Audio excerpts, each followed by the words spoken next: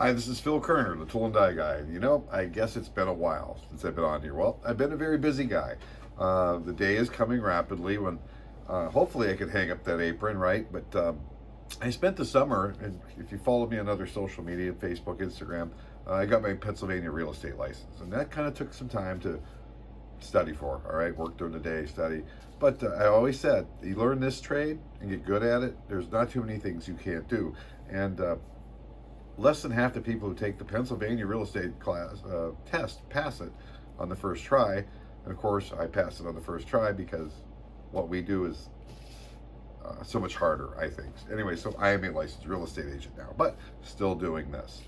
So, been doing some recordings. You're going to see a little setup I did the last couple days now. I know you guys really like these videos that I shoot at work. But I always say the volume's a little off, all right? A lot of shop noise, and my voice isn't always as loud as it maybe could be because I'm more worried about getting the camera in the right spot. But turn it up, you'll hear it. Nice setup on a flange. And then, of all things, a couple months ago, I discovered these really cool countersinks. Now, for those of you who are in the machining world, and maybe you already know about these things, but they're called Noga countersinks. And you know, I've done the Severance deal. I've used a lot of countersinks. The biggest challenge I have is when I tap a hole through a part and I flip it over and put a countersink on it, it screws up the threads because we have to check it with the thread gauge, and then I have to retap the hole or run a tap through to break that. It's just stupid, right? So this is a nice little video. You'll see me at work, and I know you guys like that. And at the end of the video, I'll be back with a special offer for you guys if you're interested. All right, here's a quick setup for you today. Got to drill 4 holes, 3/4 of an inch diameter in this top flange here, and tap some 5/16, 18 holes. Got a pipe weld to the bottom. I know this has been turned flat. I'd rather register off the bottom here, so here's how I came up with an idea. Kind of an evolution here. I found this piece of pipe up by the saw a couple months ago, and I do longer versions of these flanges where the pipe's even longer. So this is a little overkill for this job, but why not use it? So if we look down here, all this is a thick walled pipe here that's been turned faced off so we're nice and parallel. Got a stud running right through the center. I got a couple posts here, and these are my stops, so let's mount the part in here and see what this looks like. I don't know if I can do it one-handed or not.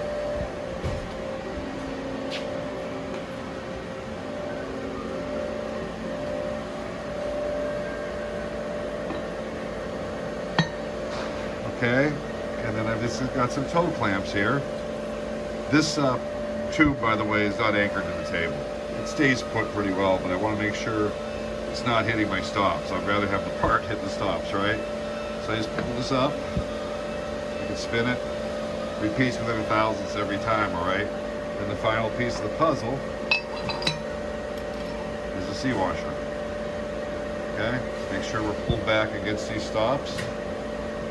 And we're going to torque this right down with a nice big breaker bar here.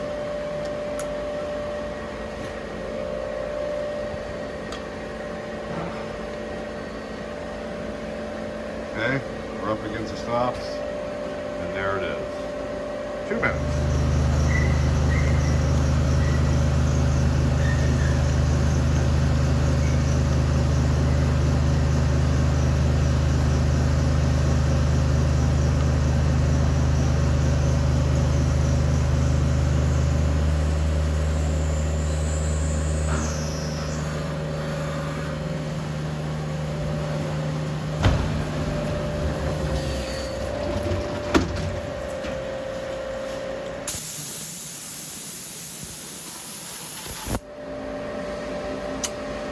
All right, so we've just got this flange drilled here, drilled and tapped some holes here, and used a mill drill here to knock out these 3/4 inch diameter holes. Now, got to countersink these bigger holes, all right?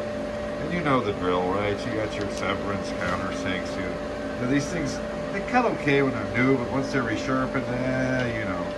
So there's nothing worse than countersink in a hole, and that actually puts up a burr. Then you got a flat stone or something. But check this out. This is a Noga countersink. And the real magic is going to happen when I flip this part over and tap these, the other side of these threaded holes. Now watch this though. Now it comes with this extra long shaft. You can certainly cut it off.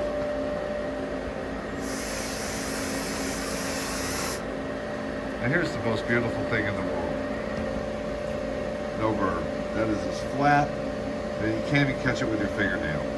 All right, and now we're going to flop this part over, and I'll show you my favorite part. All right, so this is the other side of the part. I've already deburred the larger holes. Now I've got these 5/16, 18 threaded holes that I have to countersink. Again, these might be some of the usual countersinks I would use, but they tend to put up a burr. And guess what? When I put a burr on my threaded hole and I countersink it, my gauges won't go in. My go won't go in. All right, so let's see what happens with this gauge, or this countersink first. Again, no edge. And let's take our go gauge, get it started straight. Right straight through. That never used to happen with any of these, all right? So I can tell you, I'm a big believer in these things. They've saved me so much time deburring my parts and not screwing up my threads. And that's the packaging, N-O-G-A, Noga. It's a whole system they have, but check it out. So that's it. That's live in the tool room, and again, the volume's a little off, but there's a really good lesson there. So just a quick setup I came up with. That tube I found, faced it off, works great. And that'll save me a lot of time. For some reason, we do a lot of these flanges that come to me with a pipe welded to the end of it. And like I said at the beginning of the video, some of them are really long. That's why that thing's a little high, but it works great. The two stops, remember that. You don't always need to have rollers or whatever. Just two stops anchored down will center your part up.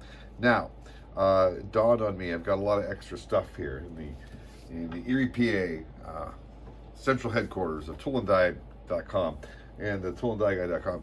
And what I'd like to do, if you're interested, for the first 20 people, the membership is now going to include two things that come with it. Besides the 350 plus videos over there, like this one, you're going to get the my vintage decimal chart, and that's a really nice piece. It's a huge 24 by 36 decimal chart with tips on it.